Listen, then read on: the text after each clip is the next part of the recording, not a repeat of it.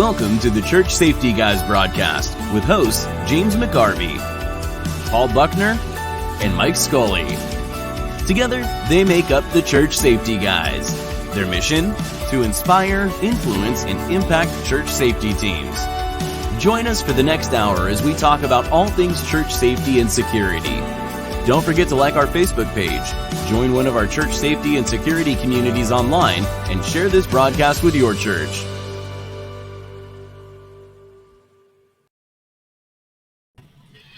Well, good evening and welcome to the Sunday night broadcast of the Church Safety Guys. I am James, and I'm joined once again by Mike and Paul. Good evening, gents. Happy Father's Day. Happy Father's Day. And a lot of folks out there, I'm sure, as well, since predominantly male audience, but we do have the females out there as well. Certainly mentioned Mother's Day, but happy Father's Day, gents, for the rest of you out there that are doing double duty today, whether that be serving this morning or hopefully enjoying your day. For sure. If you just joined us or you join us at another time, feel free to share this with your team. Like and subscribe to the broadcast in the lower right hand corner. And if you are joining us live, feel free to comment. We do take a look at those, or if you have any questions about the topic tonight. And then go ahead and feel free to list what church you're listening from and what location that is. That always kind of helps us gauge where our audience is. So lots of cool things on the horizon, right? We got July 1st. We're finalizing the next book in the Ministry Life Cycle series. Mike and I have been working on that. And if you've seen a cloud of smoke over Texas and Ohio,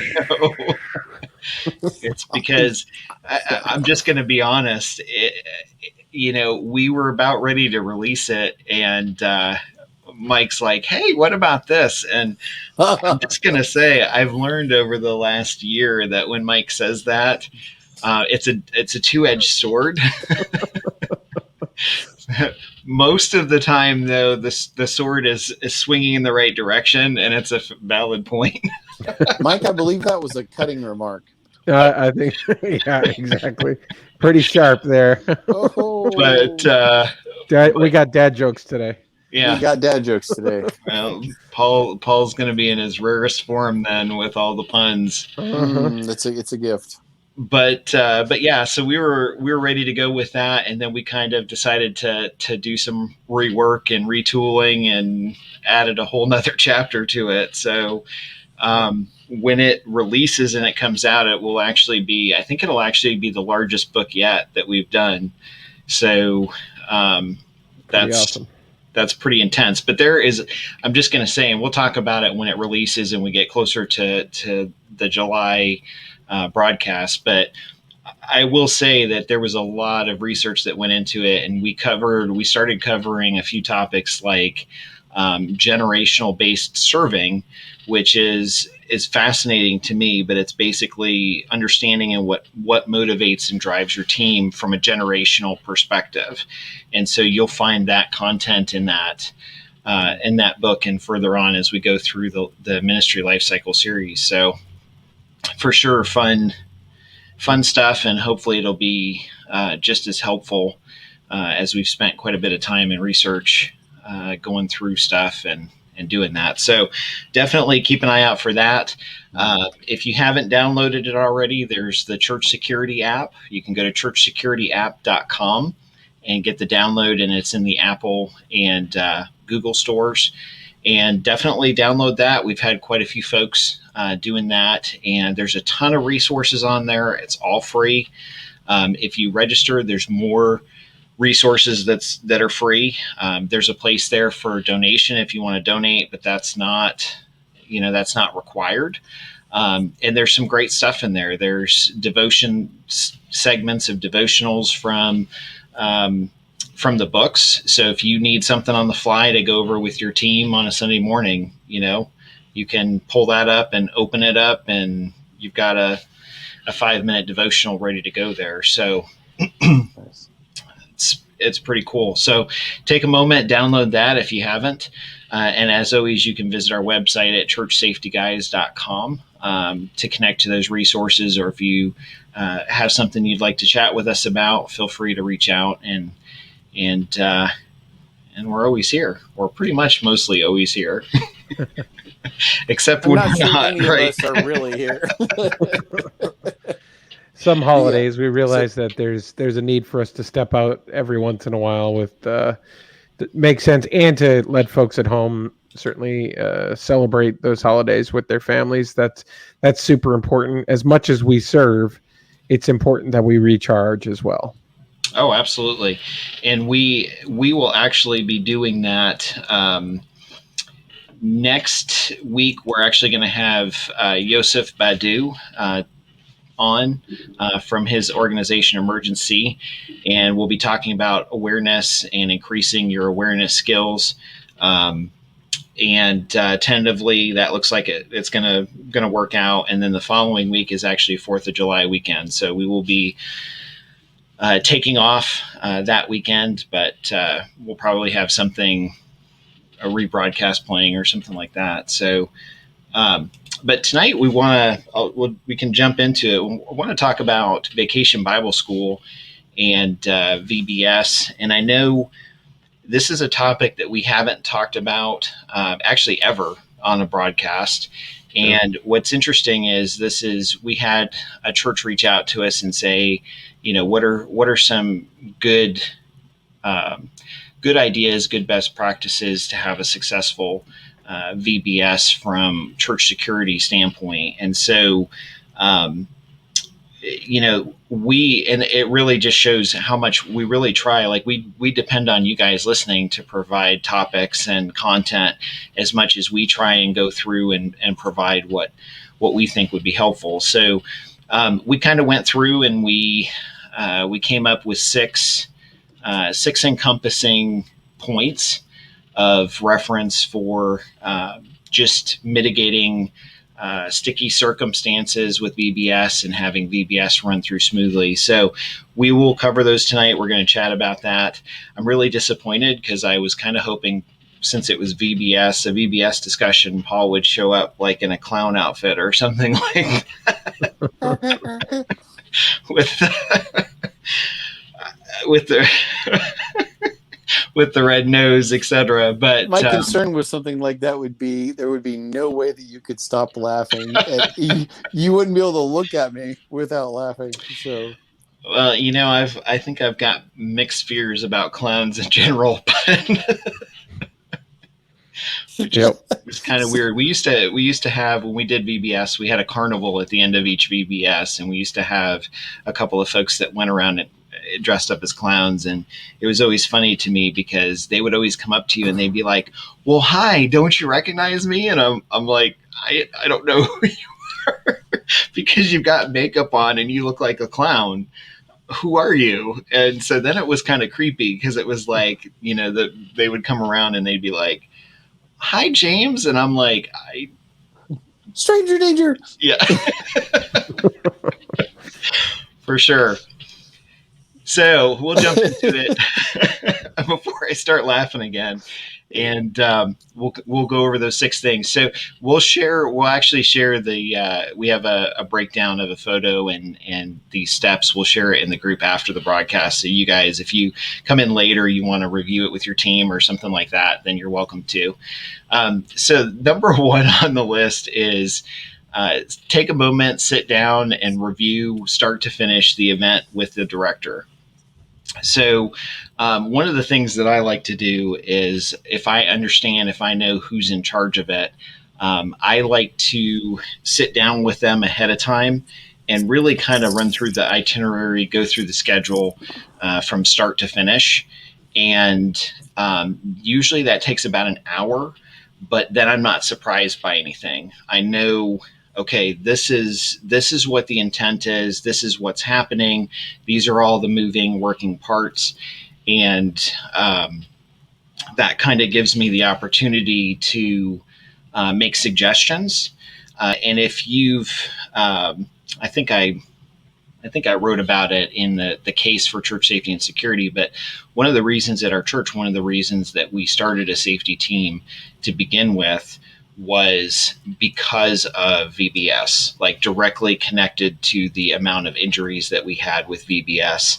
And so if you have an idea, if you have an opportunity just to sit down and chat with someone, and you don't have to be in charge necessarily. It's not like you're going to make all these suggestions with the director or the person that's in charge, but just to know, again, from start to finish, here's the time where kids check in, here's the game time, here's the message time, here's the activity time, here's the parent pickup.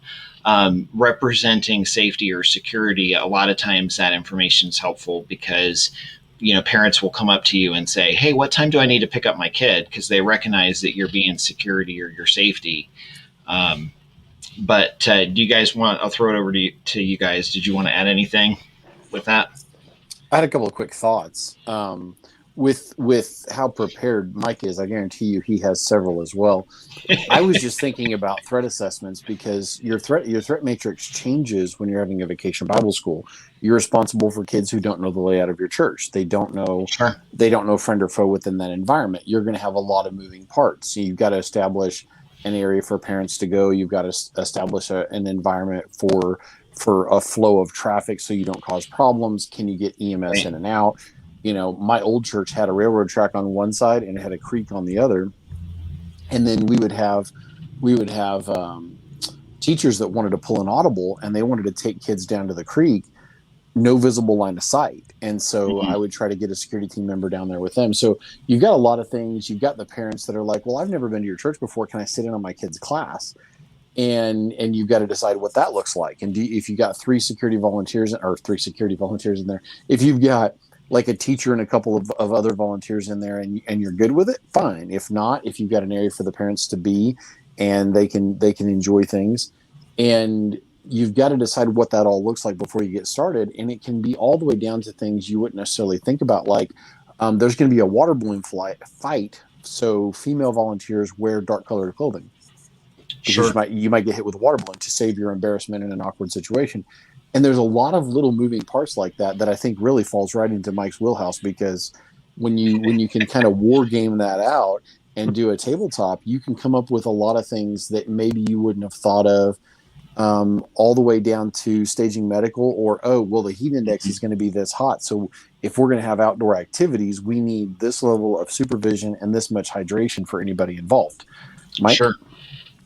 Yeah, there's a couple of things there. I think the first is hopefully you're one of those churches that are finding out about this VBS schedule not the week before.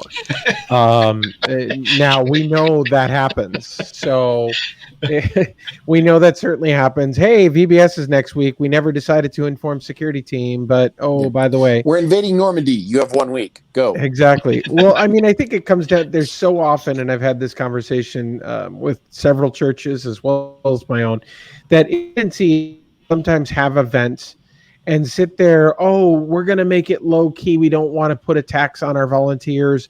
So they immediately, because they say low key and therefore classify that event as a lower key event, it all of a sudden drops off the radar to informing folks. And while they market it for sure, they're not necessarily looking at it from an operational perspective. So first, obviously, if you're scrambling, then you may not have as much time to kind of go through and proactively prepare for this, but you need to do exactly what James just said, is you have to review all the details for what it is. That's the first part, is looking at the timing. The other part is, how often has anybody from your safety or security team actually been present at the church during a weekday, frankly? Are they there at 10 a.m. on a Monday? And do you know what the considerations are for traffic, vagrants, all sorts of other potential risks that may exist in your area that you've never seen because you're only serving on a Sunday or a Tuesday or a Wednesday night? And so it's important to understand the time frame and actually go visit the church during that time frame in the weeks ahead to understand, all right, what other circumstances might you be dealing with at that time of day that you hadn't considered? communication lines with each of the different leaders are important. Understanding, okay, is there a mobile component to this? Are we going off site anywhere, or is this 100% on site? And what ramifications that have. Most of us have blueprints for our buildings. So you may want to consider mapping out the part of your grounds that may be utilized for this event, whether it's kickball or other sorts of fun games. Water balloons, I think, were mentioned. Parachutes, if we want to go way back, time machine there.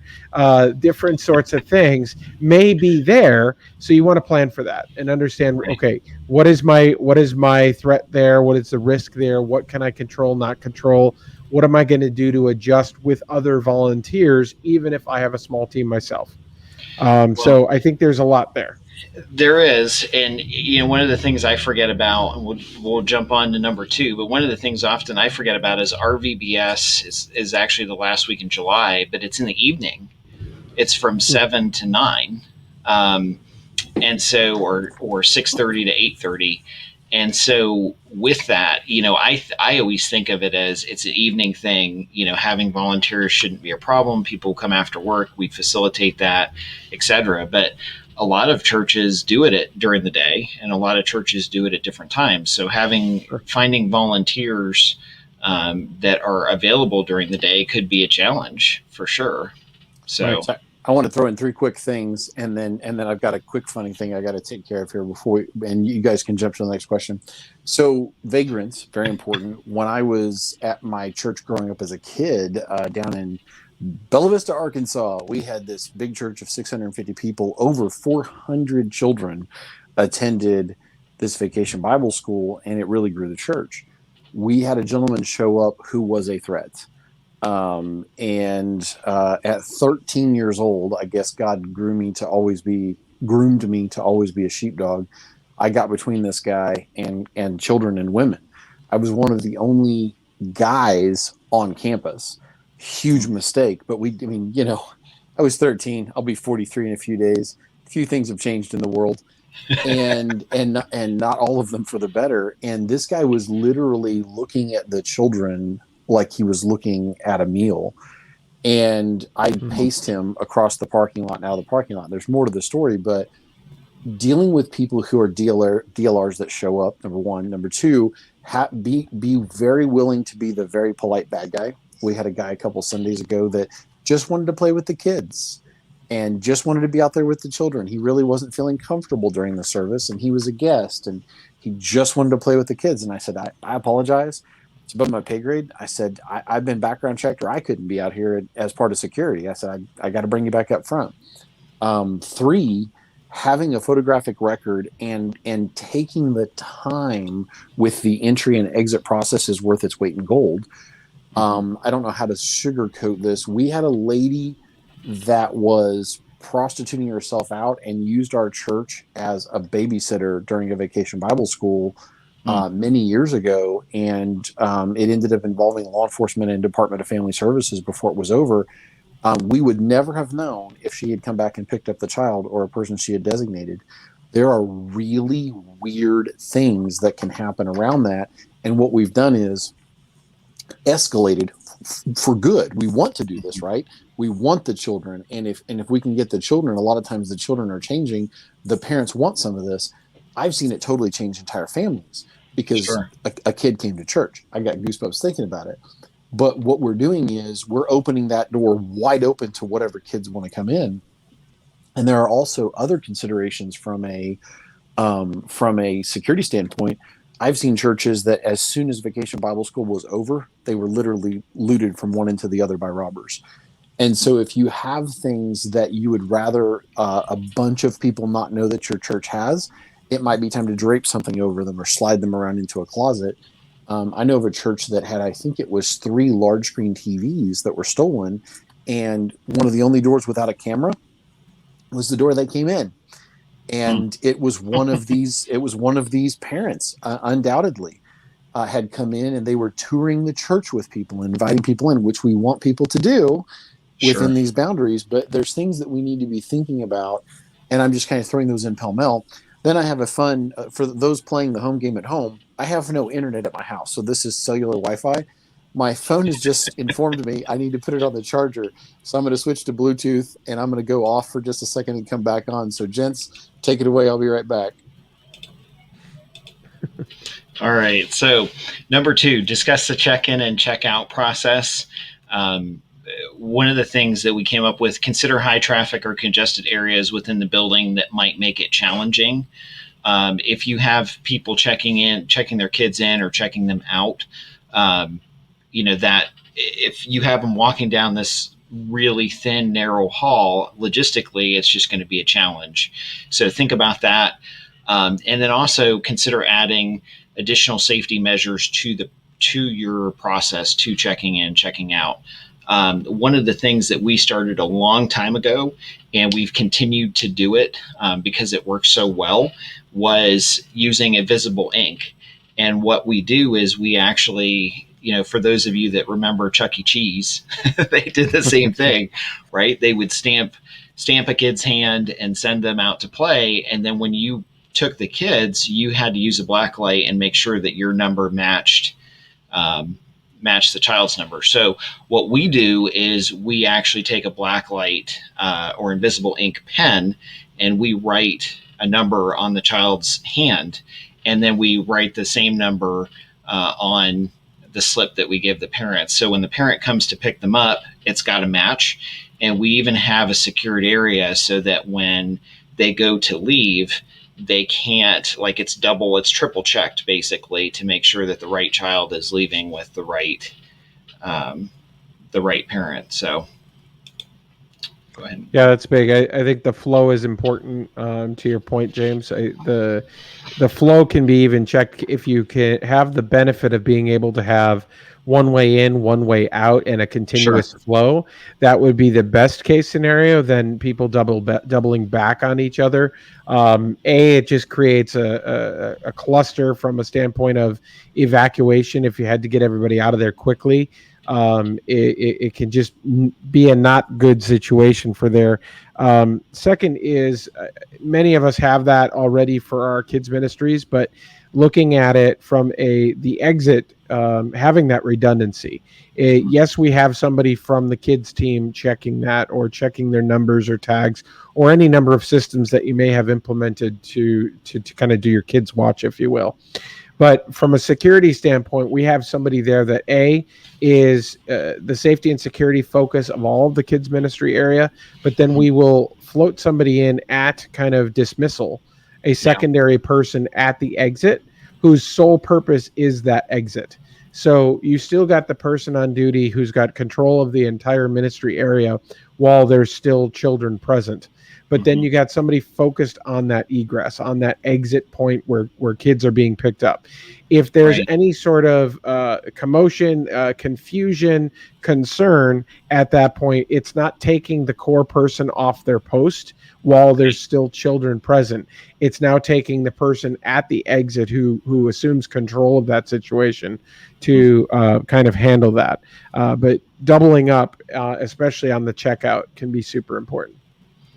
One of the things that we'll do is we'll have a uniformed officer by the exit, and again, or we'll have safety folks by the exit with black lights as well, and they will stop people and say, hey, you know what, for your safety and ours, could I just check your numbers real quick? We're just doing random checks, and you'd be surprised how many, and a lot of times people will say, well, that's too imposing on people. We're in a rural community, but you'd be surprised how often people compliment us, and like parents, like what Paul said earlier, that, VBS is a time to shine in the community. A lot of parents will come in and see parts of your church. So when they see us take that security very seriously, that reassures them that they know that their child is in good hands. So,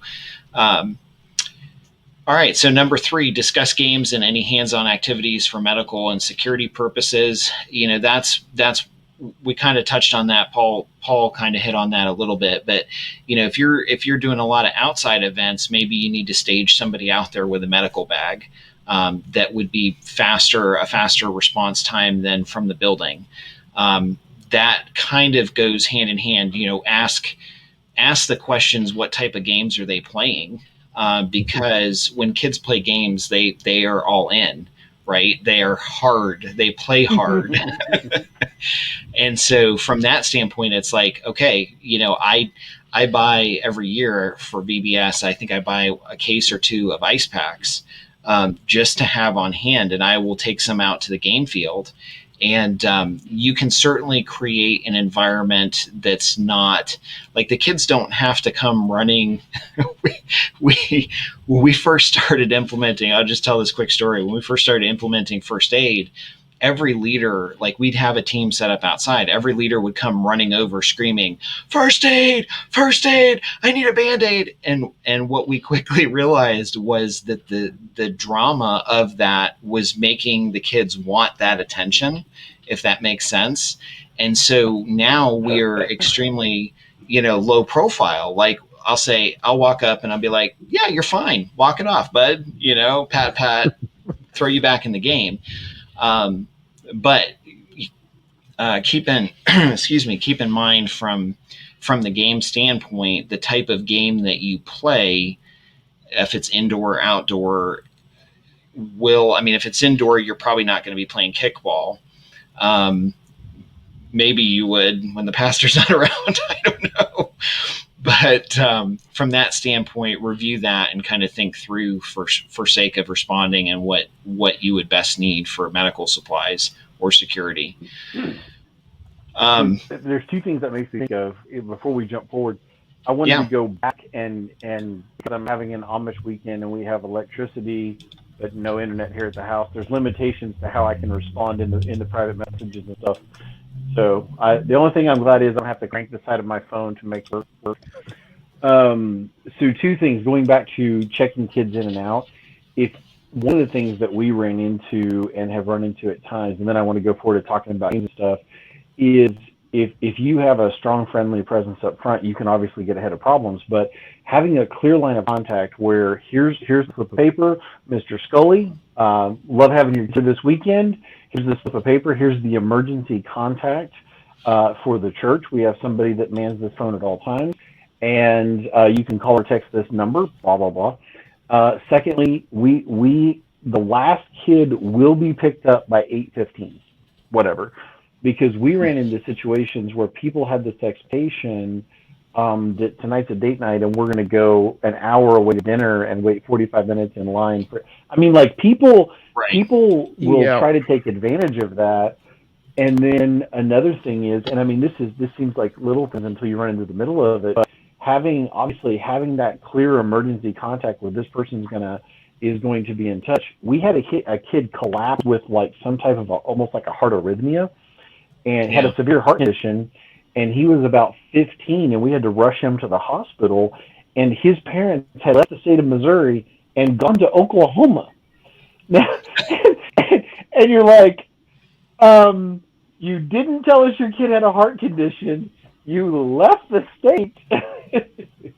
And I mean, that's a whole episode in and of itself. But then I wanted to go back to the whole thing. One thing that we ran into at times was people wanted to turn around and they wanted to take an out game that got called on heat or rain. And I had somebody that as a leader for some of the games was going to take the kids into the sanctuary to throw the football. And I was like, how about no, things breakable on the walls, expensive instruments, kids are going to break something in there. And the suggestion was, well, what about kickball? So there's some, if you have a backup plan, I know I'm sounding silly and I am being a little bit funny, but that's a real thing. Like sometimes people really don't think things through. And Sure. if you can lovingly be part of that planning process to bring some reason to it, there are things that probably shouldn't happen inside of, say, the story. So I want to just address something real quick because we just got a question in that's pertinent to the check-in, check-out process, and then I'm going to throw it over to Mike because I know he had a couple things since we're about halfway. So one of our listeners just asked, what if the person dropping off the child is not the same person picking up. I gave the illustration of using the invisible ink and the black lights and that sort of thing. So Exactly. what we do is there's one of two things. The person dropping off the child can fill out an authorized release form, and that has the person picking up's information. And so when the person comes and says, hey, I'm here to pick up such and such a child, I was told to, we actually have them go to a special table where we'll pull up that form and we'll verify the information. And that person has to have a government issued ID to verify to match. And if that information doesn't match, I can tell you what happens is they will call security over, and then that becomes our situation where we will politely decline that individual picking up the child. The other thing that we do is actually we can when the parent's filling out the form, if they're going to see the person, like it's a spouse or whatnot, they can give that form to the spouse. And as long as that spouse has the actual slip with the numbers on it, then that's fine. And we double check that when they come to pick them up. But for families, like if grandma and grandpa dropped them off and mom and dad are picking them up after work or something like that, then typically we fill an authorization form out and we hold on to that so that it's a smooth transition. So great question, though. That comes up, and we've had to work through that several ways. So Mike, go ahead, sir. All right. So for this one, because it's kind of one of those things, the activities, this is why you have that, what we talked about in number one, where you have to go deep in the schedule and understand what's coming up, what's planned, what's part of this. But when you dive into these activities that could be outside the envelope, if you will, truly outside, I think I have 5 things, and they're all W's, so that you want to be thinking about. 1, waivers. Do you have waivers, and is this activity rising to the level of such that perhaps you need one, even if you haven't thought of it yet? Or either to cancel that activity, change it up, make it less risky, or understand that says, oops, we missed waivers entirely. Perhaps it should be part of the registration process, acknowledging what these types of things are, because there's a lot of things at play here when you start to get into high energy type events. Yes, they're kids.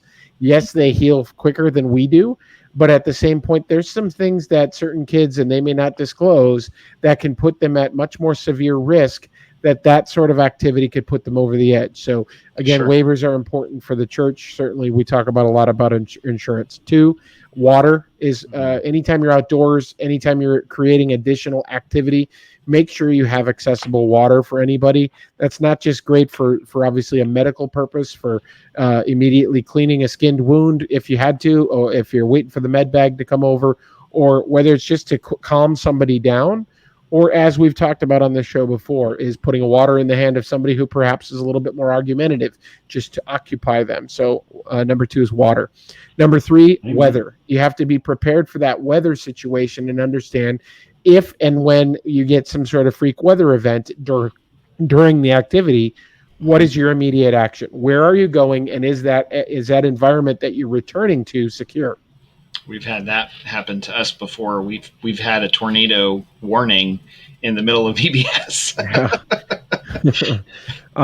4 would be a waiting area or rest. Really, is think about it this way: is when you're elevating heart rates and things like that, not every child is going to be able to participate at the same level. You want to make sure they're not just put off to the side. You got to make sure they have time to rest and actually wait somewhere that is controlled. So 4, waiting, and 5, understand that at the end of the day, we're talking about safety, but oftentimes when you're standing around during an activity, as safety team members, we have an opportunity to, number 5, witness. We can have conversations with parents, with kids, with other staff members, other volunteers that may only be there for this event itself. So it's an opportunity to witness to them, not just about your duty on safety and what you do, but overall the ministry of the church, and certainly, obviously, the mission for Christ. Absolutely.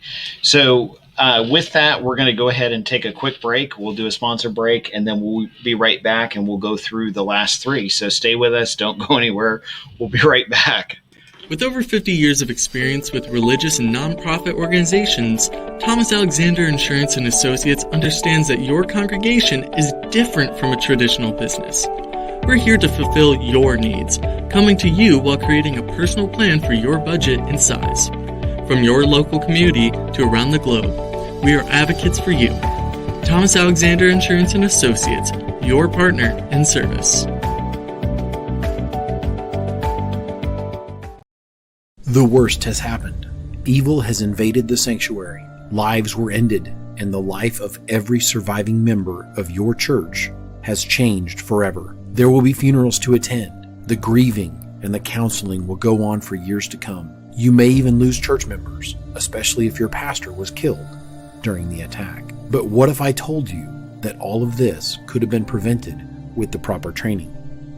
That your church could learn how to secure its campus and how to see the signs of an attack before it happens. At Shield Force International, we will teach you the skills you need to protect your church, to protect your children, to mitigate and even eliminate would-be threats to your church body, all before it happens. We can no longer pretend that evil doesn't exist, or that churches aren't targets. Attacks against churches and pastors are on the rise. Call or visit us online for a free consultation.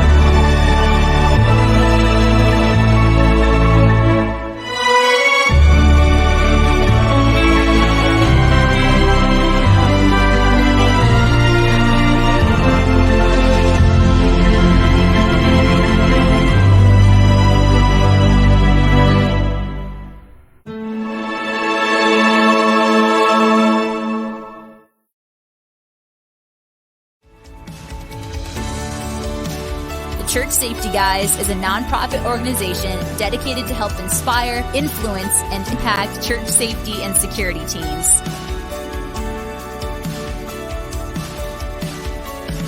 We are about all things church safety and security, which starts with a ministry mindset and a servant's heart.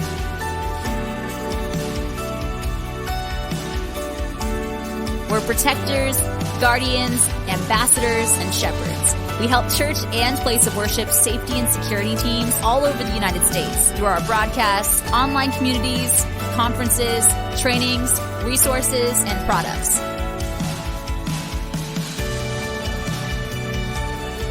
Help us reach more churches in impactful ways by considering becoming a monthly ministry partner.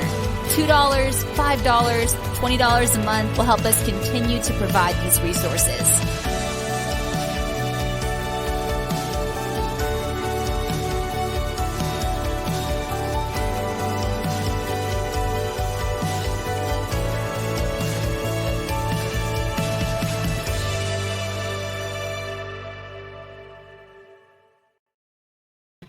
All right, so we're back. Welcome to the Sunday night broadcast. If you just joined us, we are talking about Vacation Bible School, or VBS, and how to mitigate some concerns security and safety-wise with that. As always, you can visit us for more information and resources at churchsafetyguys.com.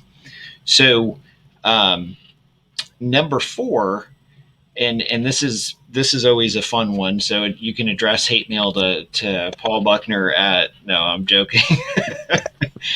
So number 4, discuss with the event director how to discipline or how to handle unruly children and what the course of action should be if some act up. So what we do is we give it a 3-strike rule. And, each child has basically 3 opportunities to make a good choice. And if they choose not to make a good choice at number 3, what typically happens is we pull a pastor or the child's director or children's director in, and they call the parents, and we address it that way and say, look, we tried to correct the situation. This is not something that we can adequately handle. And so we'd like you to come come pick up your child. So does it happen? It's happened a couple of times over the years, but usually the kids that do that end up going out with a bang. They're like, well, if you're going to give me a third strike, I'm just going to make your life miserable. But we've had when we ran buses, we had kids. We had a triplet group, and they were always fighting, trying to stir up stuff. And at one point, they got into a fist fight on one of the buses. And unfortunately for them, that was the one VBS night where we had my friend Bob Meter, Columbus police commander in uniform there. And so he, walked up on the bus and kind of grabbed two of the kids, like in the old Westerns, by the shirt and was like, okay, you're going to sit down here and we're going to call your parents. You're not riding the bus. So it was good stuff. So I think what I'm going to do tonight is pop in and out of the broadcast fairly frequently just to throw in thoughts. Anyway, it's on the Wing and a Prayer tonight, folks. So one thing that you said that I think that is pertinent at this point that we don't always talk about is you will have couples that want to serve. And I mean like these 14, 15, 16-year-old couples that have been in love for the last week, and it's a summer romance. And when I say this, every person listening will think of two kids at their church, and Sure. and so she has decided that she wants to volunteer with a class, and that means he wants to volunteer and sort of just ad hoc arrive, and then they want to stare at each other throughout so that's a thing to me that if that teacher wants to deal with that, that's fine. But then you have to kind of keep an extra set of eyes out to make sure that they haven't found a corner and snuck into the church library to Sure. mac on each other. And we've had those things happen over the years where if there's an opportunity, there's probably some kids that will sneak off. And then my favorite is the loud theatrical breakup partway through the week of VBS. And now they don't ever want to talk to each other again. And so you do have that. And James, to your point, we had an 8-year-old boy that got in a fist fight on our bus. And our pastor was driving the bus that night, and he called me and said, I need security on the bus. And I was like, for what? And so I had to literally sit next to this kid. That's a very real thing. Yeah, we had a similar situation, I think, too. Last year we didn't do VBS because of COVID, but the year before we switched to vans. And I'm not going to lie, there have been a few times where we've had safety and security folks on ride home on buses, and it's not for necessarily the neighborhood they're going in. It's just to try and calm kids down. So it happens. I think it's important that right up front, that discipline is about expectations. If you set the right expectations at the beginning of VBS, whether it be by saying, all right, here's some safety measures that all you kids need to understand while you're here. Okay, Sure. This is not your home. This is our church. This is where the exits are. This is where the bathrooms are. We have a safety team here for your benefit. Okay, but understand that there are rules. Participating in here will be a fun week, but there are rules. And so again, set the expectations up front. I think in any case, when you talk about discipline, if you don't set that expectation up front and then you come Right. out with discipline, you're asking for a powder keg. You're asking for a reaction. And Sure. that's not the sort of thing that, our safety teams are not equipped. Granted, most of us are parents, so we're equipped in that way with our own kids, but we're not there as additional babysitters. We're not there Right. as referees per se. We're certainly stepping in if need to. So for that, I would say is from a discipline perspective is set expectations up front. And frankly, all the way back to number one, when you're reading through this entire plan, do they actually call out discipline and a policy or a procedure for somebody that hits 3 strikes, for example, to your point, James? If Right. they don't, there's a major void right there. You need to have that conversation. Well, and the other thing, and this is a good point, and we'll jump into number 5 because it piggybacks off 4, but this is a good point in time to also mention the hands-off, hands-on thing, right? So one of our things is you don't touch a child. unless that child is doing something that could be life-threatening to you or that child, because then we're liable to step in and protect that child to the best of our ability. So, Right. absolutely, if you set the expectation and you stick with that, and here's the other thing too. Everybody, all the kids are watching, right? It's no different than any other situation. So if you give someone 6 chances when everybody just announced that there was only supposed to be 3, what kind of message is that sending to all of the other 100 kids that just watched? So very I very want to valid. throw a quick thought on that because I think it's the perfect time to comment on this, and I think it segues into unauthorized people. So we had a young lady that she was in an adoptive foster care type environment, and her foster father comes to me and he's like, I don't know how to tell you this, but we just found out this girl was severely sexually abused, and she's now at this age, and it was early teen.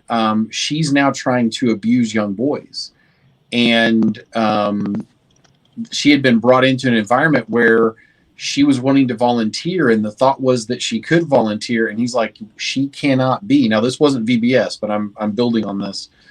She can't touch a kid ever. Yeah. She can't be alone with a kid. She got her very own safety team member, and I literally had to step over to parents, and they got her counseling, they got her help. I believe by the grace of God they turned her around, but I literally caught her telling a dad, "Oh, I'll take your son to the bathroom." And he's like, "Oh, thank you." And I'm going, no. And I called her by name, and I'm like, "Hey, head back over that way. Go find your dad."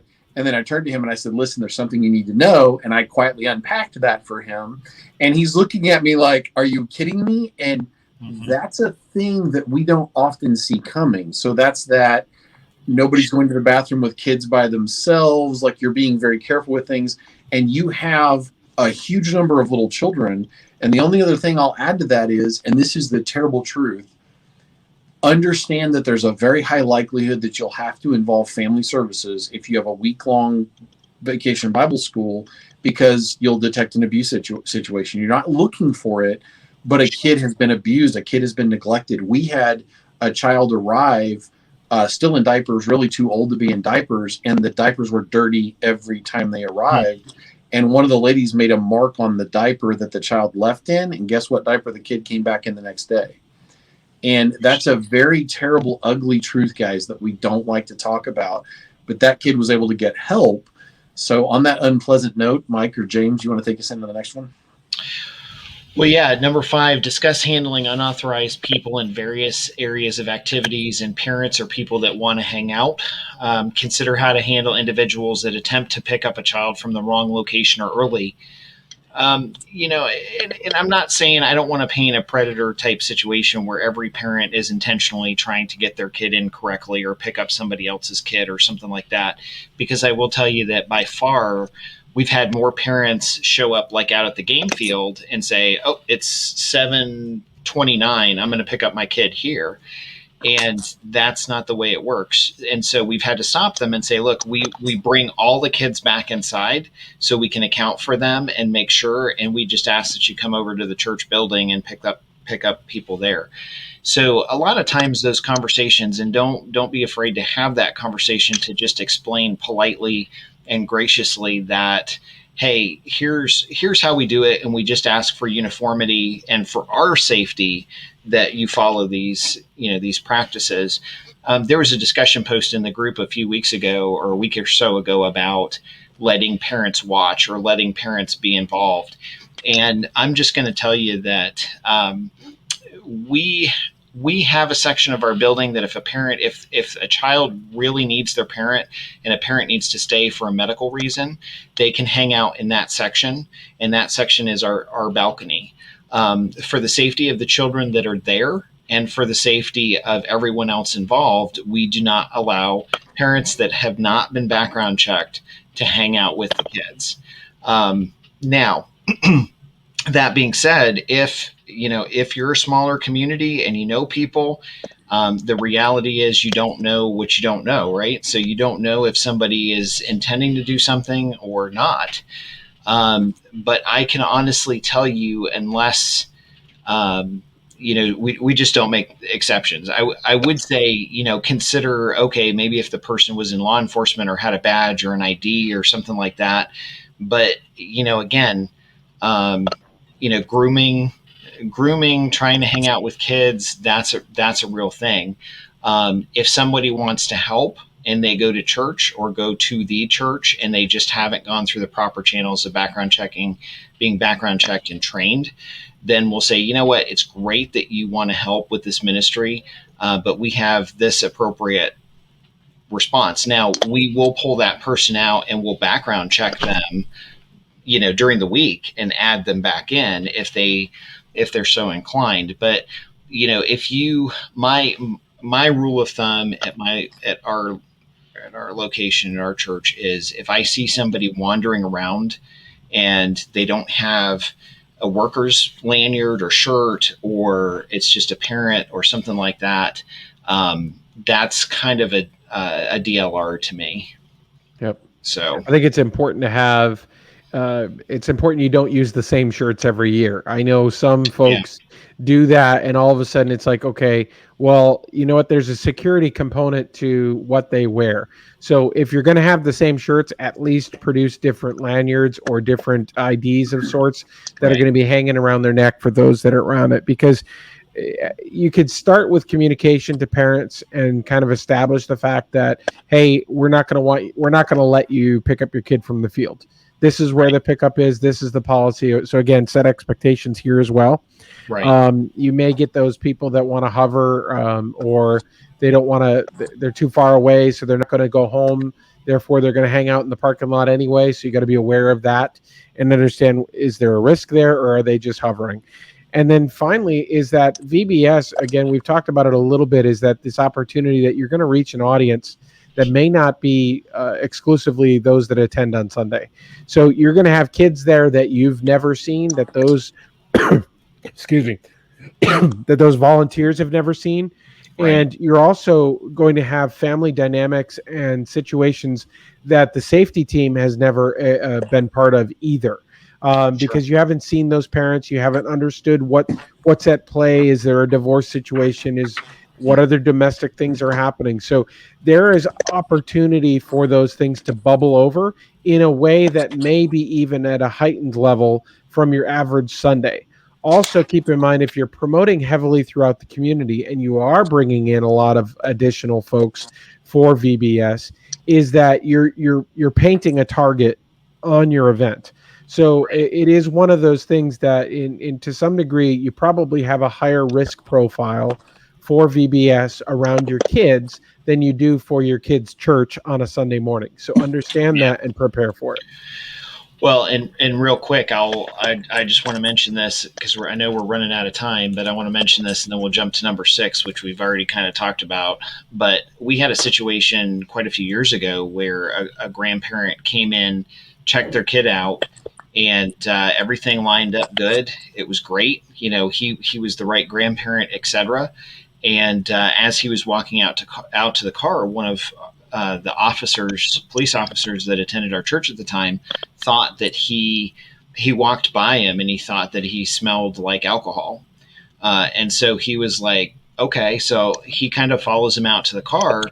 Well, the grandfather opened the door of the car. Once he left the church building, all of a sudden he was a different person. He was very aggressive towards the grandchild, like screaming at him, cussing at him, get in my car, etc.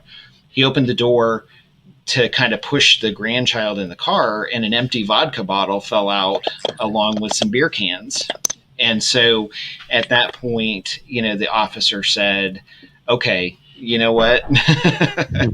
Here we go. So he's like, you know what, sir, I need you to step over here. And of course he was not uniformed. And the guy was like, what are you talking? And he starts slurring his words. And he said, no, I need you to place your hands against the car. And so he called Columbus PD. He was actually a federal agent, but he called Columbus PD. And, we had in minutes, we had 3 or 4 cruisers pull up. And turns out they made the guy do a breathalyzer in our parking lot, and he was like 3 times the legal limit.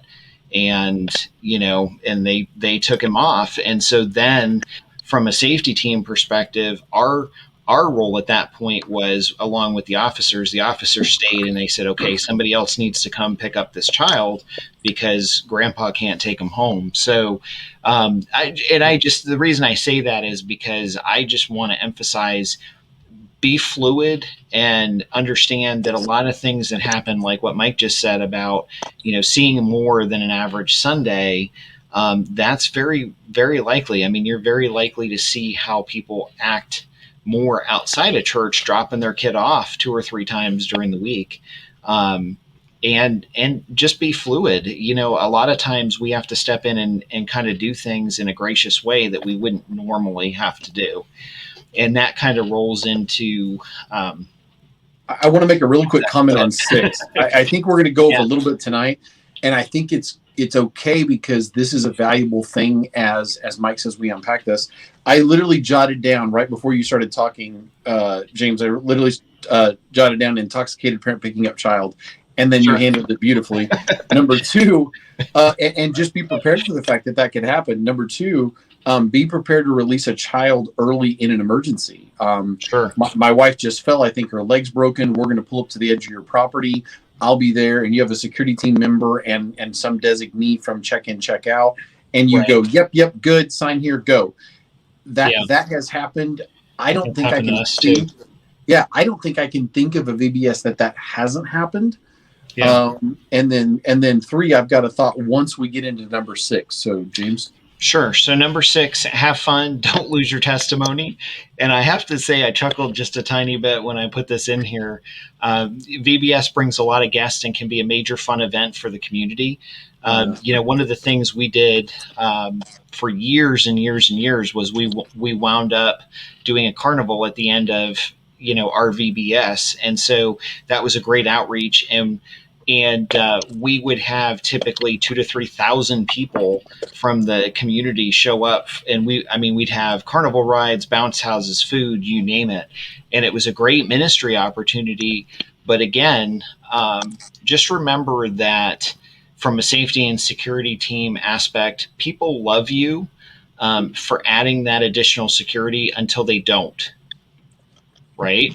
So the reason I say that is because being gracious goes a long way. So having a patient and understanding conversation graciously with a parent that doesn't understand and maybe has never been to VBS from an individual that's an authority figure. And I say authority because safety and security usually represents more authority in supporting policies and stuff.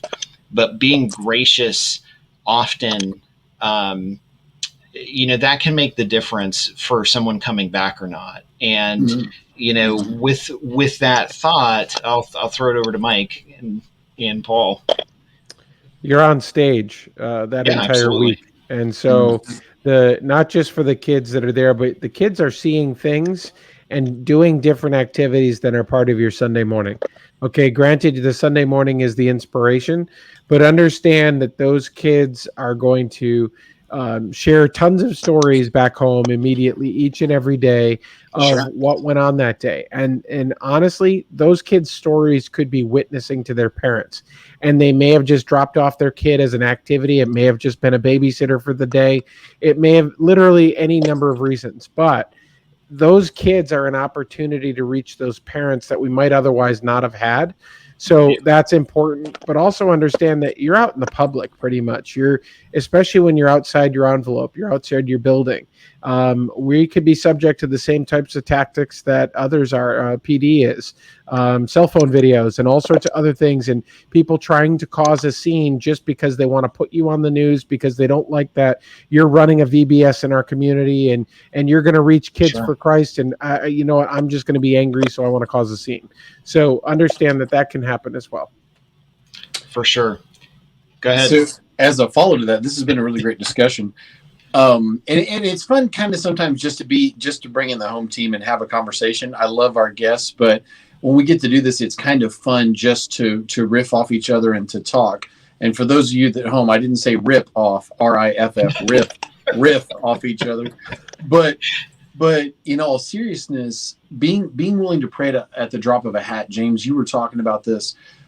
I've never seen a vacation Bible school that was drama-less.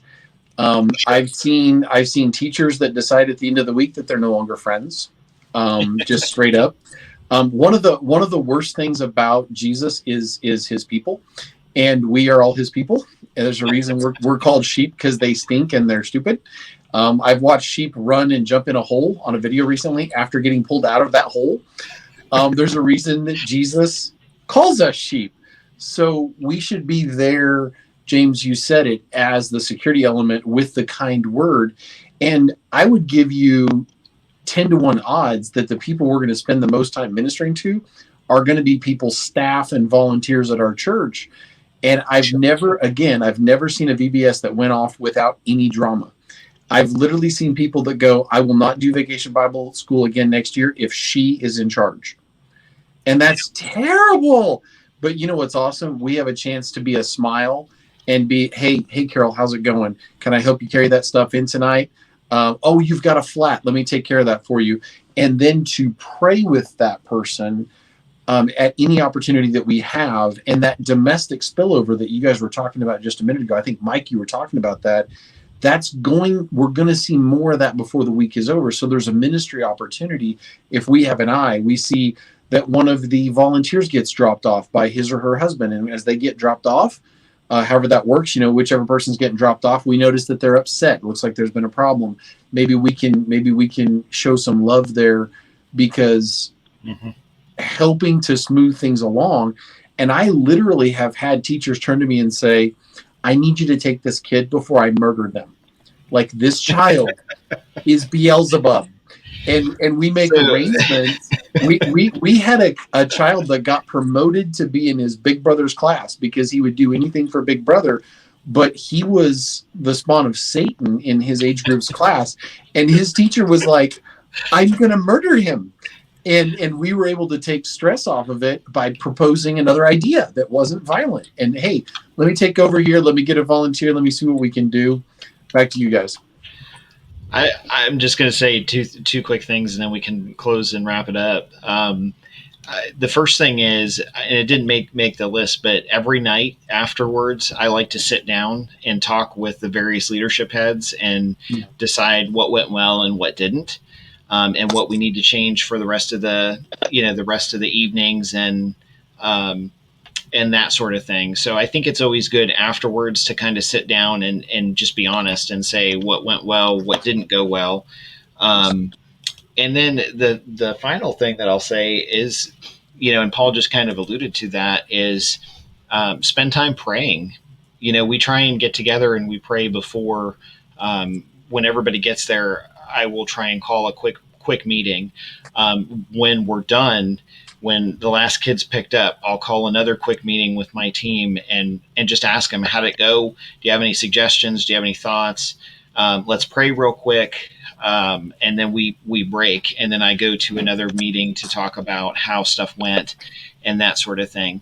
So the reality is, if you don't critique, and any church can do this, if you don't critique your processes and be willing to adjust and change them on the fly, if they're not working, then, it's not a great situation, because then you're not willing to change. You're not willing to address potential things that come down the pike. So from that standpoint, I will, for sake of time, I'll throw it back over to Paul, and if you want to close us out with prayer. And really, really quickly on that, we may not be in charge of certain aspects, but we can throw these things out there in advance, and maybe team leads go, ooh, gold nugget. Number two, there's a lot of stress that leads up to Vacation Bible School. People don't just have their own households. Now they're responsible for a village. And so there's a lot of stress that goes into this, and covering that in prayer as a church, as a security team, as individuals is huge. And let's not pretend for a minute that the devil doesn't want to throw a monkey wrench in that, because I can tell you many of the people that I know that are Christians today, their first introduction to Jesus was a VBS, right? Was a Sunday school.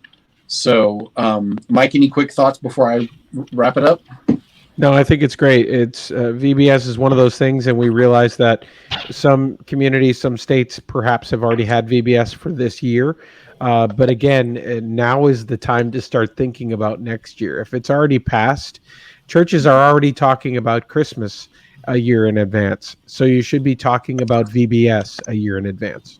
And that's it. I'm out. So, yep, there's one more thing I thought of. And James, I apologize. We're definitely going into overtime. If you are part of a denomination, and you guys, Mike, you said this earlier, not wearing the same shirts every year. I mentioned this several broadcasts ago, but I have a friend in a denomination that's very specific. If I named it, it's worldwide. It's known all over the world. And there are people that know what the costuming is, and they know what the mannerisms are.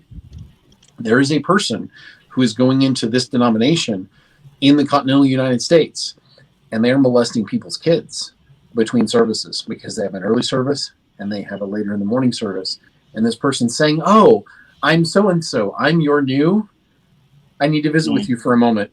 And aside from needing stomped, they need Jesus really bad and a set of handcuffs, and they need to go to prison for a really long time.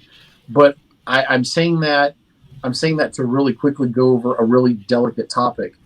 Vacation Bible School, if you're being careful and you're doing it right, you can stop the wolf before it gets in. So, gentlemen, Absolutely. On that note, I guess I'll pray us out. So, Yeah.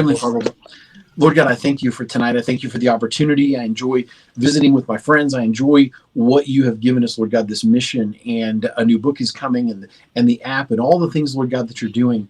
I ask that you would help this podcast to reach the right ears. Lord God, I had somebody contact me this week that was overwhelmed by things they heard on this very kind of podcast and broadcast, Lord God. And I thank you for that it's reaching the right ears, Lord God. So I give you the honor and the glory for that. I ask again that it would continue to move out, that you would bless people, Lord God, that you would protect our VBSs and whatever we do that's similar, Lord God, because, Lord God, you're the one who cares about little children.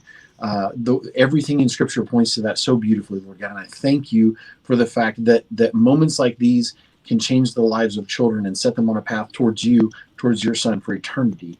I thank you for that, and I thank you for the opportunity to protect that very thing. And we just say this in your Son Jesus' name. Amen. Amen. So just real quick, a reminder, as always, like I mentioned before, you're welcome to visit churchsafetyguys.com and reach out to us if we can be of help. Last week, I was up in Michigan, visiting a church up there, and it was a great weekend. And we are available if we can make it to visit or to coach a church. Please feel free to reach out to us, and we will do whatever we can to help you guys out. So visit us at that website. Click like and subscribe. Share our broadcast with your church, and download the app. And you hopefully will be blessed and helped. And as I mentioned, if we can talk about a topic or bring a topic to light that you think we haven't done or that it would be good for us to do, please reach out and make that suggestion so we can talk about it. But until next time, have a good night. Stay safe, and we will talk to you next week. So Happy Father's Day, everybody. Happy Father's Day. Have a good night. Thank you for joining the Church Safety Guys broadcast. We hope that you found it informative, and we appreciate your feedback. Looking for ways you can help us reach more churches? Share our broadcast with your teams. Consider becoming a monthly ministry partner. Like and share our page and join the discussion in our Facebook groups. Visit our website at churchsafetyguys.com for other great resources.